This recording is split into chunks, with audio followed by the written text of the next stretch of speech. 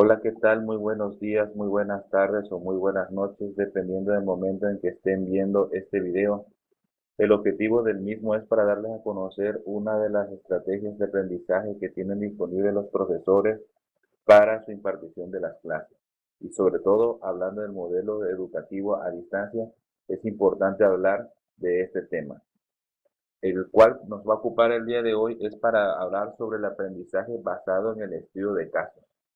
Este aprendizaje basado en el estudio de casos consiste en el análisis profundo de un hecho o un problema real con la intención de darle solución. Es decir, es un planteamiento de un problema que hace el profesor a los estudiantes para que estos los puedan resolver y puedan llegar al resultado que el profesor espera.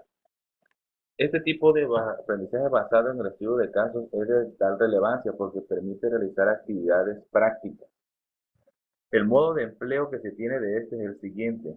Puede ser con el apoyo de experiencias de la vida diaria, puede ser comparativa de situaciones pasadas o comparativa con situaciones actuales. Es decir, de estos tres elementos el profesor puede escoger qué tipo de estudio de caso va a utilizar.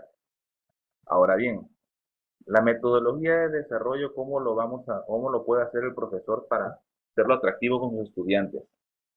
Primero realiza una presentación y familiarización inicial con el tema, es decir, da una breve introducción en qué consiste, qué es lo que se espera, etcétera. Posteriormente de esto, el profesor le dice a los estudiantes que analicen detenidamente el caso para que puedan alcanzar el resultado que espera el profesor. Ya que los estudiantes están analizando el caso detenidamente, responden a las preguntas que les ha planteado o de los múltiples escenarios dependiendo del tema y de la asignatura, los jóvenes pasan al tercer momento de esta metodología, que es la preparación de conclusiones y recomendaciones. Es decir, aquí los jóvenes van a plasmar lo que consideren como una pequeña solución o una recomendación al caso que se les ha planteado. Este tipo de metodología es muy importante, como lo mencioné hace un momento, porque te lleva a la practicidad, puedes aplicar los conocimientos adquiridos. Pero para que podamos utilizar esta estrategia de aprendizaje basada en casos, se requiere de ciertos requisitos. Uno, que esté vinculado directamente con la asignatura. Dos, que tenga una calidad en su narrativa. Tres, que el escrito esté en un lenguaje muy claro y accesible al nivel del estudiante, que no tenga ambigüedades, que tengan palabras sencillas que los mismos jóvenes puedan identificar.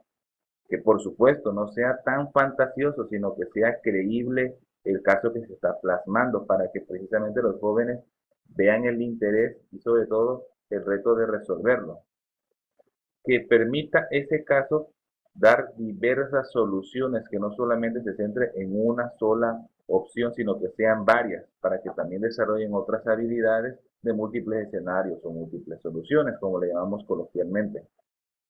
Y algo no menos importante, que precisamente ese caso promueva la búsqueda e investigación, porque con los otros tipos de aprendizaje que se están analizando en el curso, este lo que busca es que el estudiante pueda obtener información actualizada y que lo sirva en un momento dado para poder tomar decisiones.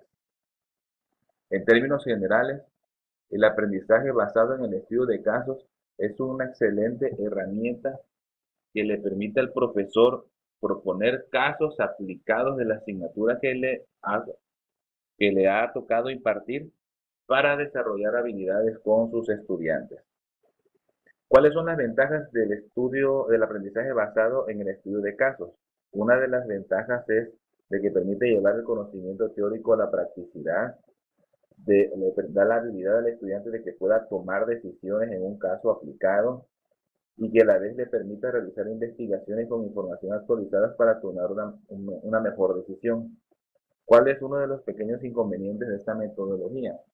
De que, pues bueno, en este caso hay que considerar de que no todas las asignaturas se pueden prestar para un aprendizaje basado en el estudio de casos, como aquellas asignaturas que son teóricas, como por ejemplo Historia de México, entre otras.